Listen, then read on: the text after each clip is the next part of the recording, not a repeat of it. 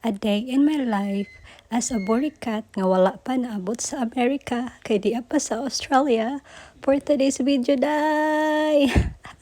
Hi, Miss Cindy. Suon-suon lang ko sa imuhang intro, ha?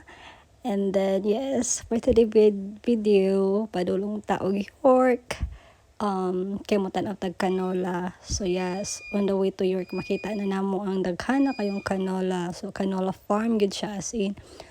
So yes guys, kay hapit na mahuman ang winter diri sa Australia. So ting flowers na timbuwak na sa mga canola. So mo na siya. So kung mabulak na siya, hapit na or almost na siguro na siyang harbison ba kay buwak naman siya kaayo na siya guys. As in nindot kaayo, as in yellow kaayo siya guys. Mga igat as in nindot siya kaayo.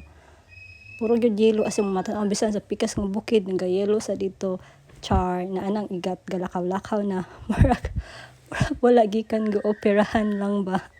Ay nakash.